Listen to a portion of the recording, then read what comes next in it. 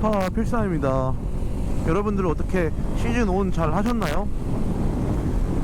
시즌이 열리니까 여기저기서 반가운 소식도 들리는데 또 여기저기서 사건 사고 소식도 좀 들려서 마음이 안타깝습니다. 자, 그래서 오늘은 여러분들과 어떻게 하면 바이크를 안전하게 잘 탈 수 있는가에 대해서 한번 이야기를 나눠보고자 하는데요.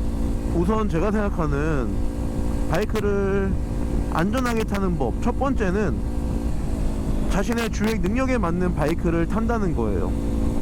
125cc 타다가 이제 이종소형 면허를 취득하고 나면은요 굉장히 기쁩니다. 왜냐면 우리나라 면허 체계상 이종소형 면허를 따면은 모든 배기량의 바이크를 다 탈 수가 있어요. 그래서 처음 면허 딱 따면은 내가 좋아하는 바이크 브랜드의 홈페이지 들어가가지고 어떤 신차가 나왔나 막 살펴보기도 하고요. 또 그 다음에 바흄에 검색하면서 중고 바이크로 어떤 게 올라왔나 막 검색한단 말이야. 그때 굉장히 설레고 행복해요. 저도 그랬으니까 아마 여러분들도 면허 처음 따신 분들은 그럴 거라고 생각을 합니다. 자, 그런데 이제 이종소형이 있으면 모든 바이크를 다 탈 수 있다 보니까 자신의 지금 현재 주행 능력과는 별개로 멋있는 바이크, 또 고배기량 바이크로 올라가려고 하는 경향들이 있어요. 물론 어떤 라이더분들께서는 그냥 125cc 타다가 뭐 자기가 제어만 잘할 수 있으면 바로 고배기량으로 올라가도 된다 라고 말씀하시는 분들도 있고, 또 그렇게 타시는 분들도 있습니다. 뭐 그게 틀렸다는 건 아닌데요, 저는 한 가지 조언을 드리자면은 125cc에서 이제 이종소형을 취득하고 나면은 쿼터와 미드를 거쳐서, 하다못해 쿼터는 거쳐가지고 리터로 올라오시면 어떤가 제안을 드려보고 싶어요. 이제 저 같은 경우도 쿼터 미드를 거쳐 이제 리터 올라왔거든요. 근데 그게 왜 그러냐면은 바이크 타는 법이야. 그냥 간단하게 말씀드리면 뭐 비슷하겠죠. 클러치 잡고 기아 올리고 내리고 스로틀 당겨서 앞으로 가고 브레이크 잡아서 멈추고 뭐 이런 것들은 비슷한데, 이제 125cc에서 최소 미드 리터급 올라오면요 우선적으로 느껴지는 바이크의 무게량이 자체가 달라요. 그 무게부터 굉장한 당황스러움이 옵니다. 야, 무거워. 그리고요 알차 같은 경우는 포지션이 높아요. 시트고가 높아가지고 자세가 불안정합니다. 자, 무게도 감당이 안되고 자세도 불안하니까 이것을 연습 없이 바로 도로로 뛰어들었다가는 사고 날 수 있는 위험성이 큰 거죠. 그리고 또 알차 같은 경우는요 이 핸들 조향 각도 달라요.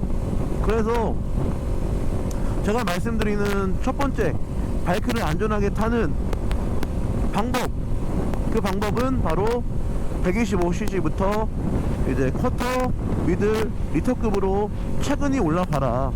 결코 125cc에서 바로 리터로 올라가는 것이 정답은 아니다 라고 말씀을 드리고 싶고요. 그 다음 두 번째는 어느 정도 도로의 흐름을 익히고 난 다음에 바이크를 타라고 말씀드리고 싶어요. 자동차들이 다니고 있는 도로는요 전쟁터예요. 언제 어떤 사고가 나한테 벌어질지 전혀 예측할 수 없는 그런 곳이기도 합니다.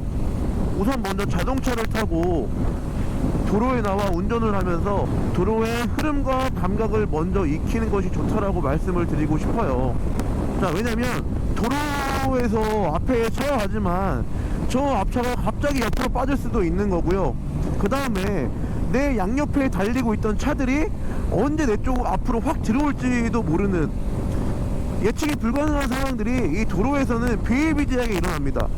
그리고 또 저 앞에 신호가 파란불이라고 내가 파란불 신호니까 막 가는데 교차로가 있는 데서는 양옆으로 신호를 무시하고 달리는 차들이 발생할 수도 있기 때문에 반드시 이 도로에 대한 감각을 먼저 익히는 것이 중요해요.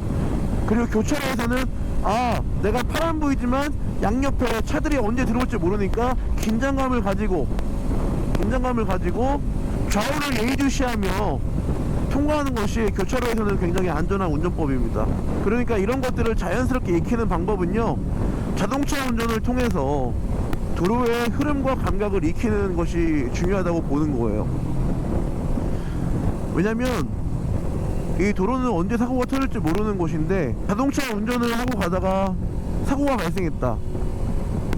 물론 사고가 나면 안 되지만, 자동차는 운전석에 내가 앉아있더라도 그 자동차 프레임이 1차적으로 그 사고의 피해를 막아주기 때문에 운전자가 받는 피해는 어느 정도 상쇄가 돼서 받습니다. 그런데요, 바이크는요, 사고가 한번 나면은 나를 방어해주는 것들이 아무것도 없어요. 그래서 라이더가 사고에 대한 모든 데미지를 고스란히 감당을 해야 돼요. 그러다 보니까 이 바이크를 타다가 사고가 나면 피해가 굉장히 큰 것이죠. 따라서 도로의 흐름과 감각을 읽을 수 있는 능력을 먼저 기르고 난 다음에 바이크를 타고 도로에 나오는 것, 이것이 바이크를 안전하게 타는 법 두 번째 방법이라고 말씀드리고 싶습니다. 여러분, 도로는 전쟁터입니다.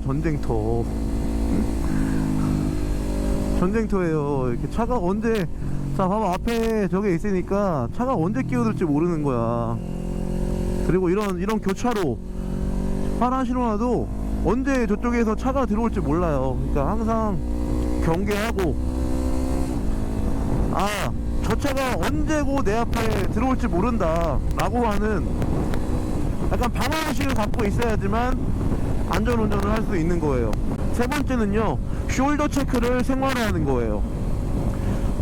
자, 숄더 체크가 뭐냐, 고개를 좌우로 돌려서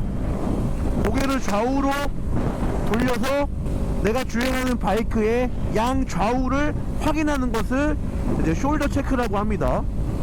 자, 이거를 왜 하냐, 저희 바이크마다 사이드 미러가 있어요. 굉장히 중요한데, 사이드 미러에는 사각지대가 존재해요. 그러니까 미러가 있지만, 거울이 있지만 이 거울에 담기지 않는 사각지대가 있다고.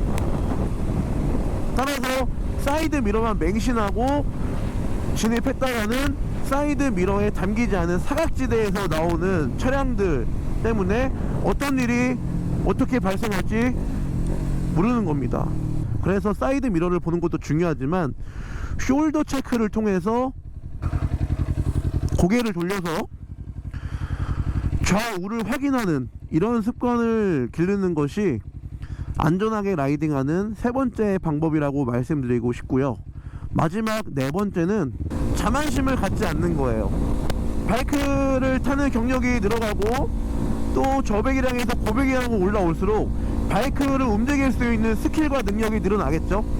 그러다 보면 자신감이 생기는데, 그 자신감은 쉽게 자만심으로 이어지기도 합니다.